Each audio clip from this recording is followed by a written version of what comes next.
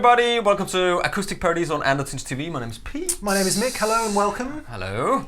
So, what are we doing today then? Well, we're going to, as you can tell by the title of the video, Yeah. Lee, the captain, said to us he'd been listening to a little bit of old blues. What was that sound? How could he get it? So Robert Johnson sprang to mind. Yep. Could we go into the store and pick 3 guitars to sound like Robert Johnson at various different budgets? Yeah. At which point we both went, Oh god, yeah, because that's a bit of a magnitude, proportion, yeah. epic thing to do. It's a very, very specific style of playing, and anyone that studies it and devotes themselves to it, hats off to you, because it is a super hard thing to do, Yeah. despite its ostensible simplicity. That's the whole thing, isn't it? It's so simple, but yet it's so difficult.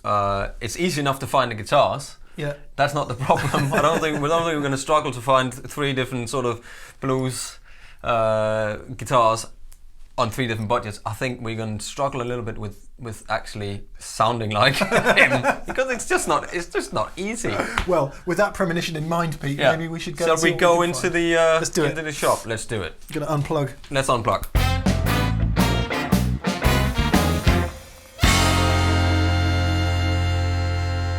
Right then, let's see if we can find these guitars. Come on. And today we know where we're going, because we last time. You know what I mean? Should we get the Sigma first? Yes. Also, we got the Fender. We need the Paramount Deluxe as well. This? Yeah, but there is one in a Sunburst. Sunburst. So really, it needs one. Because there's a 12 fret run, which is that one there. But there is there's a PM2 we need basically, so we could do with that one. Sunburst or not, so, yeah. You know, we can get that one. So we're going to grab this one here.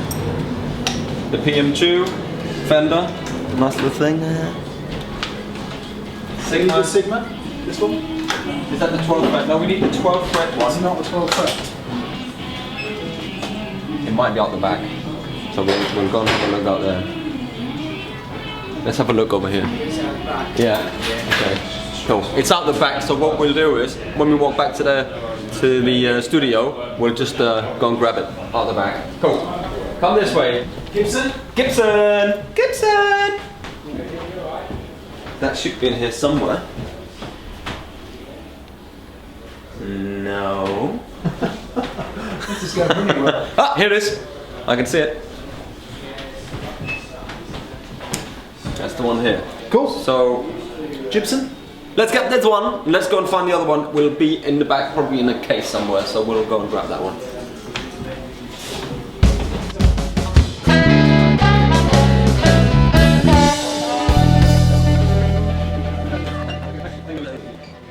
Okay, we've got 2. We've got 1 more to find. Let's head back. See what they sound like.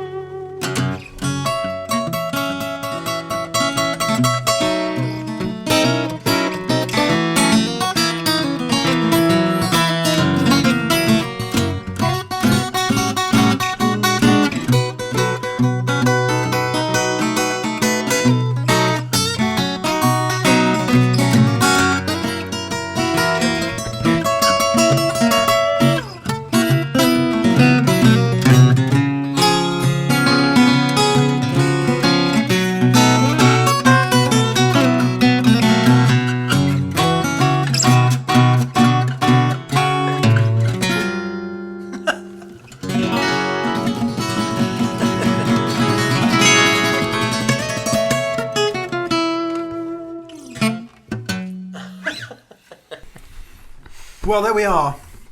Back from the store. Back from the store. Struggling really hard to sound anything whatsoever like Robert Johnson. It's so difficult. It's so hard. It's so hard. So difficult. If you're not a scholar of the blues, or indeed you've never really listened to that stuff, it's so tempting to listen to, call it up on iTunes or Spotify or whatever it is you use now, and listen to the complete recordings of Robert Johnson. Yeah. Apparently he recorded 29 songs in the late 1930s. Okay. And that's the complete archive. All right, yes, there's a lot of controversy surrounding Robert Johnson and everything, the rest of it. But the accepted version of the story is that he recorded 29 songs, 29 cuts. And, it's the backbone. It's the backbone of that whole thing. That he definitely made that deal with the devil, didn't he? Yeah. Down at the crossroads. Yeah. Because it seems to me like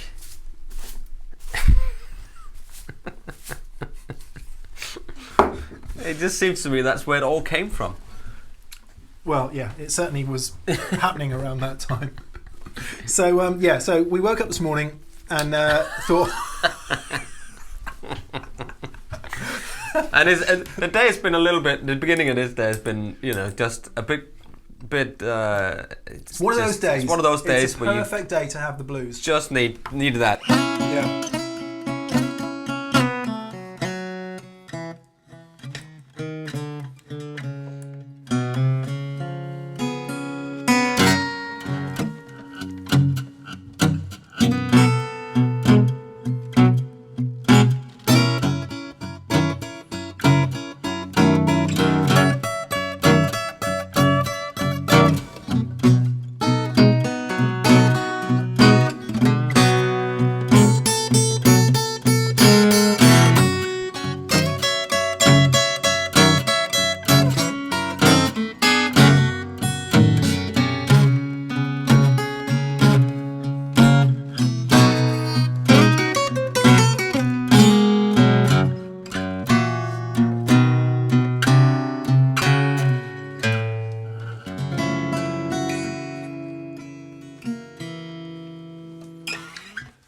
That's exactly the day. That's the day. It's one of those days, but perfectly Robert Johnson day. Yes. Bit grey. Big smiles, Pete. I got the blues, man.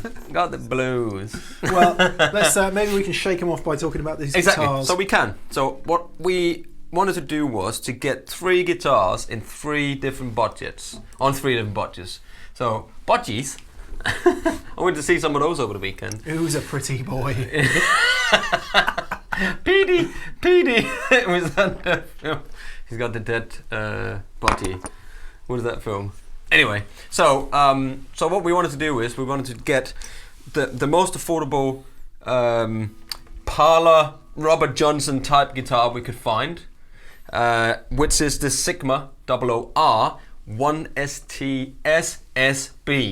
They just make the name so great. I just remember them in my sleep.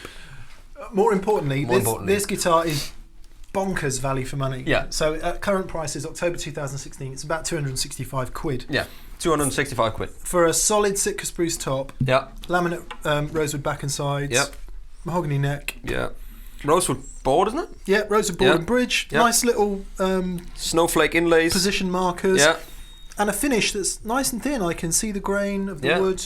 We did actually use this in another video where we did the Sigmas, because they do the golden age range at the moment as well, but this is priced so low that we could not it's crazy value. Even the little inlays on the top there looks amazing. So about 265 UK pounds at the moment. Makes no sense. I mean, it's just crazy. Makes no sense. Crazy, and it sounds great. So playing Robert Johnson, trying to play like him, is just impossible. Yeah. I can't do that. No, I can't do it either. But we're sort of. Let's just imagine that we're in the ballpark. Yeah. I don't think many people. Well, there must be some. There is some people anyway. But it's just a thing. Isn't it? Well, it links quite nicely to like modern blues artists who've really taken that form and taken it somewhere. And one such guy is Kev Moe. Yeah. If you've never listened to Kev Moe, go and listen to him now. Stellar singer, songwriter, guitar player, artist, all of that. Just a wonderful, wonderful bloke in every respect. Now, he has a signature Gibson Bluesmaster. I think it's the L1 Bluesmaster. Yes. Or the Keb-Mo Bluesmaster, which is based on something more like that original 1930s guitar that Robert Johnson is supposed to have played. Yeah. Which is supposedly a Gibson L1, which is a 12 frets to the body, small body guitar. Yeah. And it's worth just bearing in mind that at that point in guitar making history, it was all changing. Gibson was moving from archtops acoustics, was developing its archtop acoustics into flat tops. Martin, of course, was innovating with flat tops.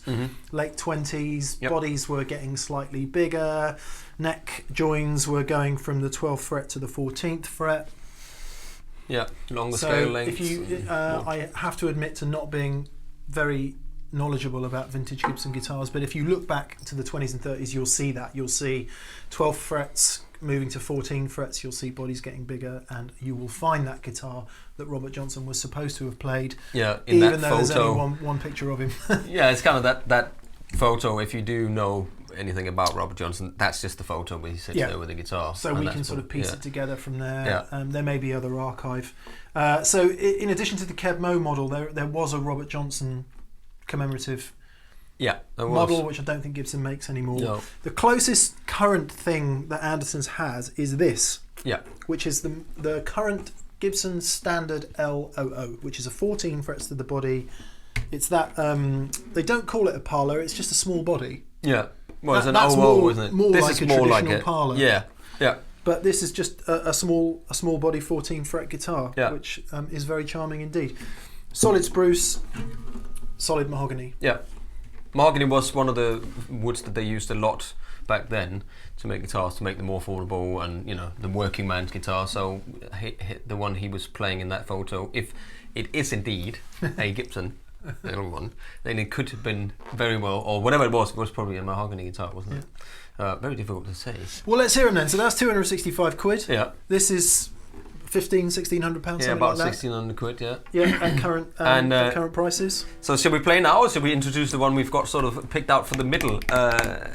Let's play. We can. Let's play. We'll bring the middle guy out in a minute. So playing the blues is a very difficult thing, but.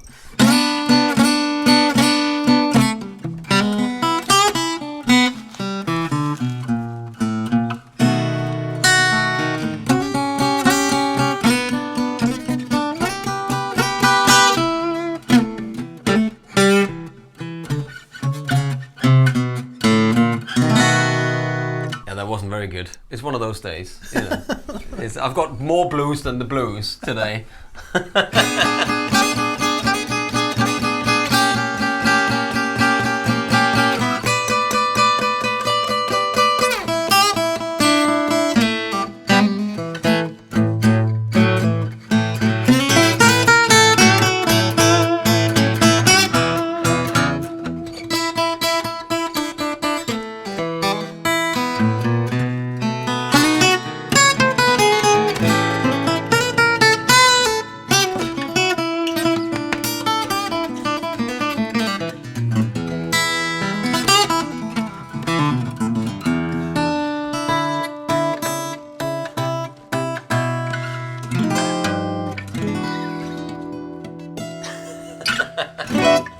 Yeah, so Robert Johnson probably didn't use a plectrum. Probably not. I do have a little thumb pick here. He also played in all kinds of tunings by all accounts. Yeah. I had a quick look on the Google. The Googlemans before we did this, and according to Guitar World anyway, he played open A, open G, standard tuning. So he did all kinds of things. Oh wow! And he would quite often, it would be up there. So you would hear. I did have a capo somewhere.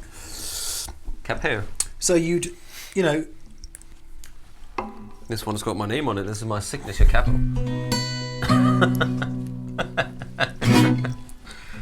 How to get a signature capo?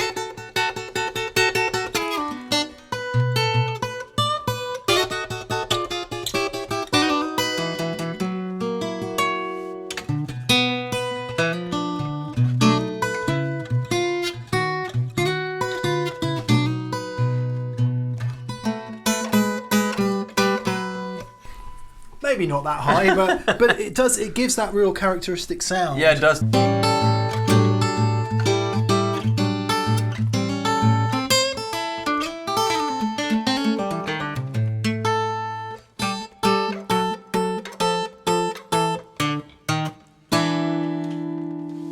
When you have to play the blues, it's not easy to play the blues, is it? When you go, I'm gonna now sit down and I'm gonna play the blues, then it's... Well, we're so used to, like, you know...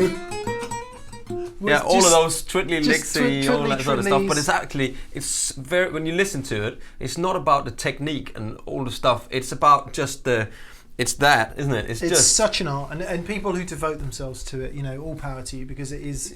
Yeah, you have the blues. I've got the blues. Yeah. Because they've got the blues. Because it's like, and it comes out through the fingers into the guitar. And the economy of it, and the... Exactly. It's less... Yeah. That's one there. It's less is thing. More, isn't it? Oh, In definitely blues. It's wonderful. Well, they didn't have more. No. Did they? There was no more. There was no tapping back then. There was no... And there was no... There wasn't all that stuff. They just... It just wasn't there. So you should go and listen to some Robert Johnson, because it is really... It's an education. It's an education, that's what it is. And you start hearing things, you know, that you hear in you know... Yeah. Probably not played hybrid picks, but...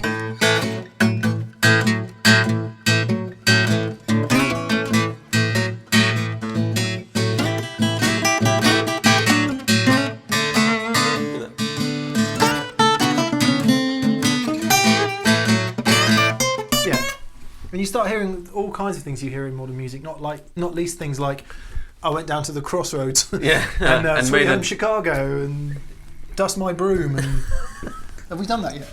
I don't know. Well, we do it again because it's great.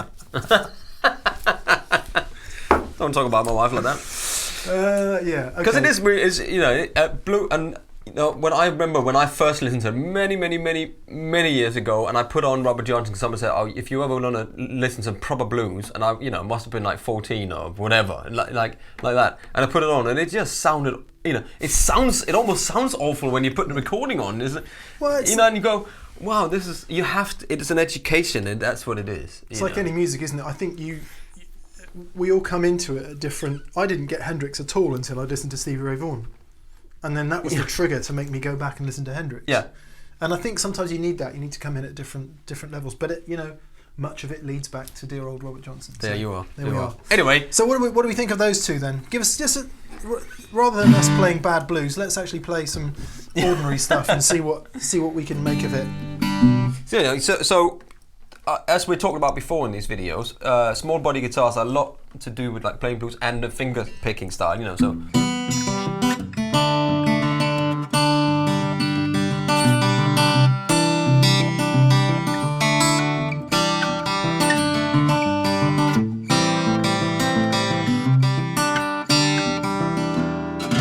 You know, that sort of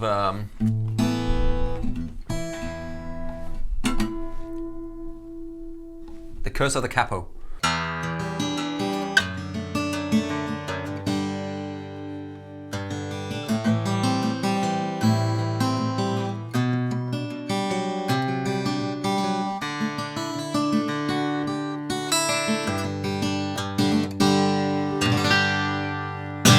Nice. It's funny, yeah, because it doesn't. This one doesn't sound like a parlor guitar. It just sounds like a small body guitar. Yeah, it doesn't have this kind of tone, does it? Yeah, and I don't know whether that's a 12 fret thing or maybe it is a 12 fret thing.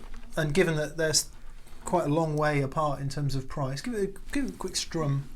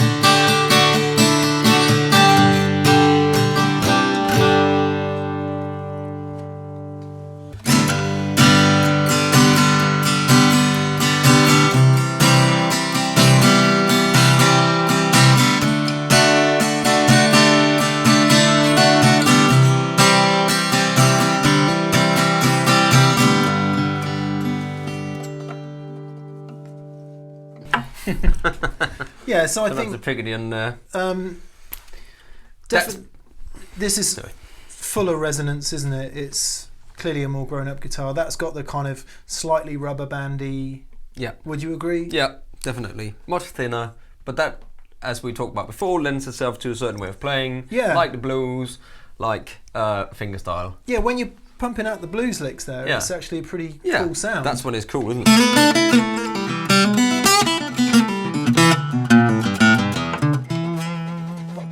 But I think this has kind of a...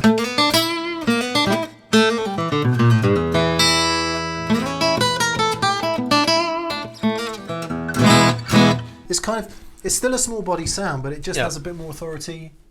Authority. I don't know how to describe it. It definitely sounds like a more grown-up guitar. It does. You would blooming well hope so for the price. Yeah, quite a big difference in the price on these two. Yeah, 5 or 6 times the price. Yeah, so there you go. There you go. Anyway, so we bring in the mid-priced guy. Yes, shall we compare it to this or to that?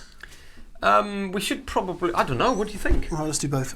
Let's do both, we'll do both. So this is, we featured this guitar a couple of times, one in our impromptu jam session down the pub. Yeah. And that was for the Laney Audio Hub 4x4 Freestyle Off-Road. Oh, right. And the, actually we did a video on this, didn't we? Yeah, we did, on the Fender Paramount series, which is Fender Paramount PM2 Deluxe, which is currently about 650 quid. Yeah.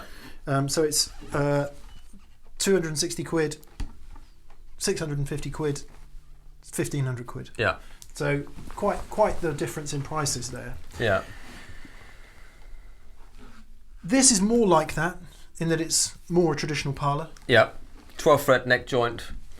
Yep. All of that stuff. You know where the bridge is placed on the body. All of that sort of stuff.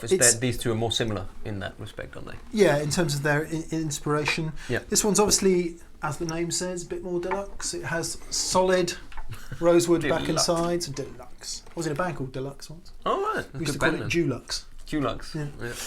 Full of colour. In name at least. Colourful personalities, I can imagine. Harmonically, not so harmonically, a lot of harmonic, maybe not colours. Solid rosewood back and sides, laminate rosewood back and sides, solid Sitka spruce top, solid Sitka spruce top. Very simple kind of coach lining, purfling there, and this one has this nice checkerboard. Yeah. And this one has ebony board and bridge, whereas that one has rosewood. Yeah. So it's got built-in. It's got a Fender built-in Fender system there. Yeah, you know, open gear tuners in the back here. I think Fender have worked with Fishman to create this. Tidy pickup system. system. The Gibson as well has got the VTC, LR bags, VTC system. Somebody mentioned this. It was volume tone compressor, but it could be. Yeah, could be. We still need to look that up. We're not plugging him in today. We don't think Robert Johnson plugged in.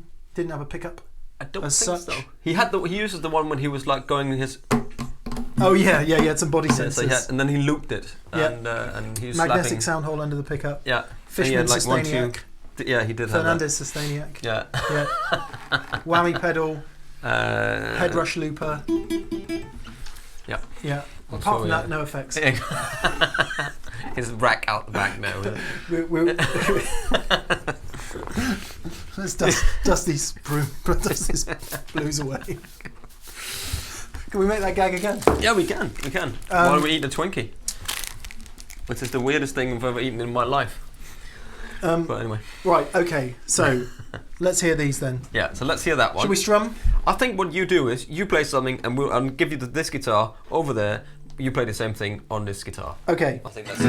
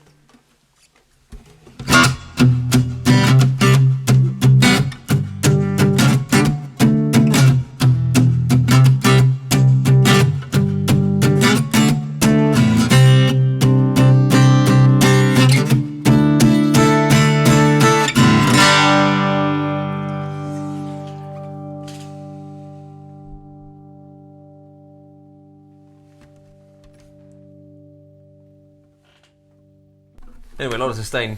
So take from that what you want, because no, because that's definitely got more tone.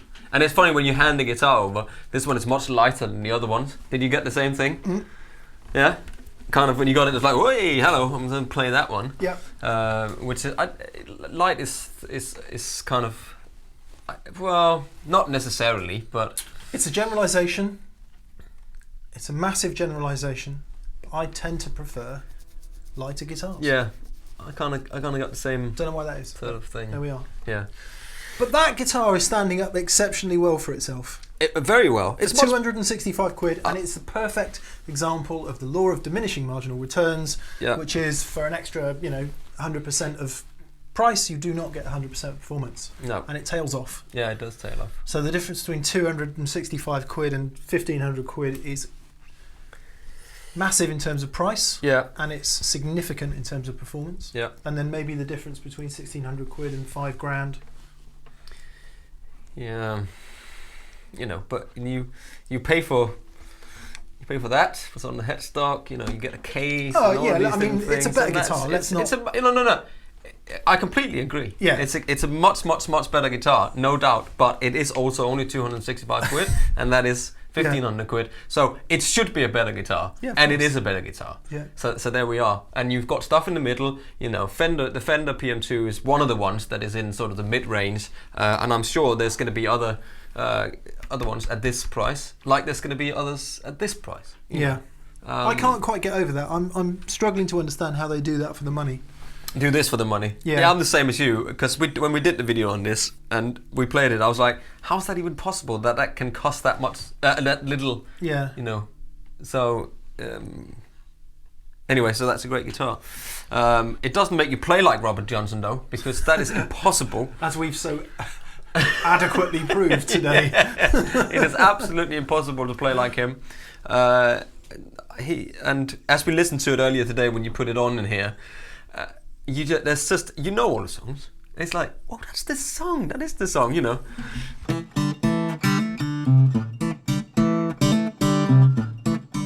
But it's not like that. Not sure he played it like that. He played like that, nowhere near like that.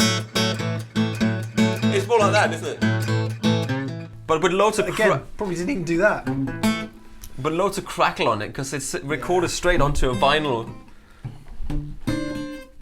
It's really impressive, and to think that he did that how many decades ago. Yeah, it's incredible. It's insane. But anyway, so right. 3 different budgets, 3 different guitars.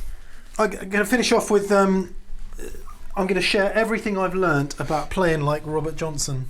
Let's hear it today. Which one would you like to play on? Did you play this at all? Well, I'll tell you what, we haven't heard much of the Fender, so I'll play that one. Okay, that's a good idea.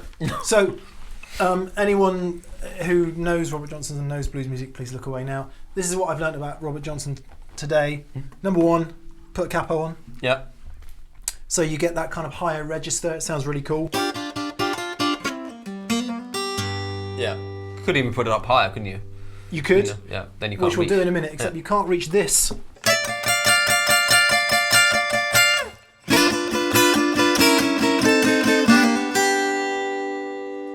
going to stop using the pick.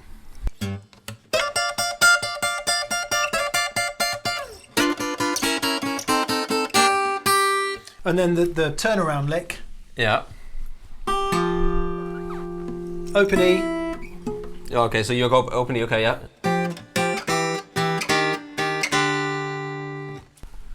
Not sure if he played it there, not sure if he played it in that position, but anyway, so you go to the 5 chord.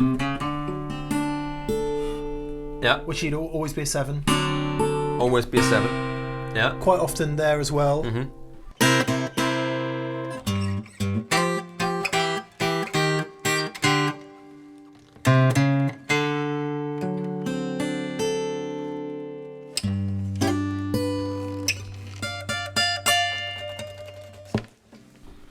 And that's about it. That's all I've learnt about Yeah. that style of guitar playing today, Yeah. Peter. So we'll have to listen to some I more. thought I'd share Come back. that.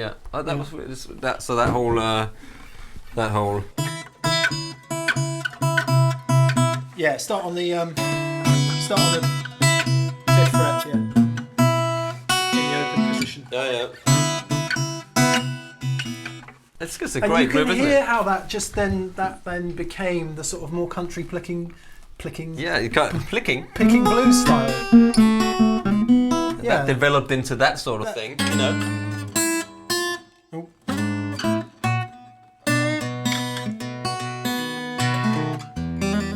Yeah. Reverend Gary Davis and all that, and Yeah. And on it went. And on it went. So hats off. Yeah, well done, Robert Johnson. Absolutely. Blimey. Yeah. We owe you. Yeah, we do. Yeah. So that was sound like Robert Johnson on 3 different projects, really. But how to somewhat just about stray into Robert Johnson's long offshore waters. How to buy 3 different price guitars and then try to Come on, let's be honest. How to get 3 sort of sunburst small body guitars. Absolutely, but I you know, because I did enjoy it, because I did enjoy listening again to him this morning when we put it all on, because it is an education and it is an inspiration. Yeah, and let's do make light of it, because it's so important. It's so important. But we've probably said that. Yeah, we have. So so that was Acoustic Paradiso on Andertons TV, and I was Pete. I was Mick. And we'll see you next time. I'm